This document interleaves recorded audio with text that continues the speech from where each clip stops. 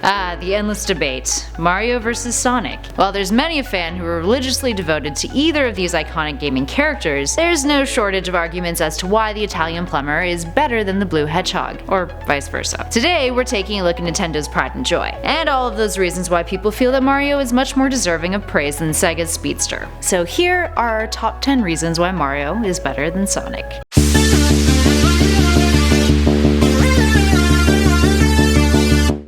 And at number 10 is popularity. Now, one could argue that a popularity contest isn't fair, and rightly so, but there is one way of measuring popularity that's pretty darn objective, and that's by sales. Money. The Mario franchise is actually the highest selling video game series out there, with over 510 million copies of Mario games sold. That includes the Super Mario series, Mario Kart, Mario Party, Mario Sports, etc. So where does Sonic fit into the mix? Well, his franchise has only sold 150 million copies. Mario's franchise does stretch back further though, originating with arcade games, but hey, something's gotta be said for longevity. It's actually not that big of a difference between the two of them. Sonic was 1991. Up next, number 9 is Scott McCloud's identification theory. So here's the thing that we've talked about on our sister channel Top 10 Nerd a lot. Scott McCloud is one of the more well-known comic book theorists out there, and in his text Understanding Comics, which by the way is a textbook entirely in the form of a comic, which is super cool, he talks about the identification theory, which is the more simple a character's face, the easier it is to identify with the character and relate to them, and to see yourself as them. Regardless of the media, gamers, viewers, readers, what have you, have a tendency to embellish and project more of their own feelings of empathy with a character if they have more simple features. In terms of aesthetics, take a look at Mario over the years versus Sonic. While Sonic does have quite simple features that fit in line with this theory, one can argue that Mario, being a human, appeals to this more. Up next, number 8 is completion bonuses. Part of the satisfaction that comes from 100% completion is the rewards you unlock, and while there's usually a large variation from game to game concerning how awesome these rewards are, Mario, being the ever-consistent franchise it is, has had some really fantastic ones over the years. Super Mario Galaxy unlocked Luigi, Super Mario 64 unlocked several cool power-ups, new story dialogue, and you get to meet Yoshi, although many people thought that was super lame since he just gives you 100 lives and sparkles. Even the Wario games offer a bunch of fun little variations of what happens at the end of the game, and that's just the tip of the iceberg. So what about Sonic? Well, the franchise is notorious for having subpar completion rewards, particularly Sonic Generations, which just gives you a rival battle, and other games in the franchise just give you a song. Up next, number 7 is legacy. History matters. Let's take a look at how Mario has made history, and specifically how we owe Mario and Nintendo a huge credit for resurrecting the video game industry. A pop culture icon, the mustachioed plumber hit the scene as Jumpman in Donkey Kong, and later was renamed to Mario. At the time, the video game industry was dealing with a steady decline in interest due to the poor quality of games being produced. Looking at you, Atari. It was the multi-million-dollar industry it is today. Through tactics like guerrilla marketing, Nintendo managed to go from having developed 5 arcade games to blowing up in 1985, and even further in 1987, all thanks to Super Mario Bros. Mario has been a trailblazer ever since. Games like Super Mario 64 revolutionized the form, and without Mario, Sonic wouldn't even exist. Sega would have never had to develop their Mario killer in the first place. Up next, number 6 is rushed games. Sega has rushed Sonic games to make deadlines. Sonic the Hedgehog, aka Sonic 06, and Sonic Boom: The Rise of Lyric most notably, both of which were universally panned for being super buggy and noticeably unfinished. And that's just kinda crappy to do your fans. It's something that Mario creator Miyamoto has sworn to never do, and quite frankly, in terms of console games, we've never seen this with a Mario game to date. Up next, number 5 is Sonic Lost World copied Mario Galaxy. We mentioned earlier that Sonic wouldn't have ever existed if it weren't for Mario and Nintendo's revival of the video game industry. And while this point may get some Sonic fans' blood boiling, you can't deny the buzz online concerning the similarities Lost World has to Galaxy, like the fact that the team behind the game even admitted to the fact that there were obvious similarities and inspirations from Galaxy. Many have argued that Mario has ripped off Sonic in the past, concerning its use of gravity, and that Galaxy is actually the real ripoff. But let's be fair here, gravity power-ups aren't specific to any video game series, happens in a lot of them. But what fans did comment on was the fact that Lost World features things like a ball rolling level, auto-win mechanics, level themes that look very similar to Mario levels, like desert and beach levels, and a lava area where Zavok grows into a giant and chases you. Just food for thought. Up next, number 4 is fan theories. One of the aspects that makes a franchise, or a game in general, wildly successful is its ability to lend to the player's imagination. That's done through good storytelling. The fandom behind the Mario franchise is no stranger to this, and it's engaged these fans in many ways, including fan theories. Gamers are inspired by Mario and Co. to discuss, debate, and question the game's narratives, and that says a lot. something of which Sonic, while having a few popular theories of his own, pretty much lacks. Up next, number 3 is innovative. Mario has the ability to adapt and maintain the franchise's consistency. The friendly user interface with the Wii, which, yeah, obviously being a franchise that is developed by Nintendo who developed the console, you're gonna get that kind of seamless integration with the system. But it's not only the intuitive gameplay, it's also how the franchise has adapted over the years in terms of content. Take a look at Odyssey. For the most part, all of Mario's power-ups have been consolidated to Cappy, an easy way to simplify gameplay in a now large open world game, yet not diminish the challenge the game provides. The object or enemy Cappy takes over determines the power-up, so it adds an extra strategic element to the game, and that's really cool. Up next, number 2 is critically acclaimed games. Another somewhat objective point here is that there are many Sonic games that have been critically panned, including the ones that we mentioned in our Rush Games point. And while the Mario games don't have a perfect track record, they have a significantly better scorecard than the Sonic franchise does. In terms of rankings via Game Rankings and Metacritic, a Mario game has never been rated lower than 78% as of 2015, and IGN ranks Super Mario Bros. 3 number 1 on their top 100 list of video games. And most recently, Mario Odyssey has won E3's Best of Show and Best Console Game for 2017. You can't say that isn't impressive. And finally, in at number 1 is diversity in games. This ties into our last number a little bit, and arguably says a whole lot about the Mario franchise. Known for its universally family-friendly approach, the Mario games have been enjoyed and adored by all sorts of demographics, and have achieved successful games in a ton of different genres. This includes platform, racing, RPGs, sports games, and even some scary territory with Luigi's Mansion. And despite the family-friendly component, the franchise hasn't been afraid to venture into darker territory, notably in Paper Mario: The Thousand Year Door and Super Paper Mario. Even Paper Mario itself has been credited for some darker undertones that added diversity to the game. It just goes to show that the franchise is capable of being versatile and appealing to audiences that just aren't kids. So there we have it. How many people are pissed off? Hopefully not too many. It is important to remember that while we've talked about some solid reasons as to why Mario is an incredibly important staple in the video game industry, it's totally understandable that if you like Sonic more, you're gonna think he's better. To each their own. And actually, if you're curious, we have another video called Top 10 Reasons Why Sonic is Better Than Mario that you should definitely check out to see the flip side of these arguments. That being said, make sure you guys hit the subscribe button and give us a like. We'd love if you guys hung around more too. In the meantime, I've been Kelly Pally for Top 10 Gaming. I'll catch you guys in the next one.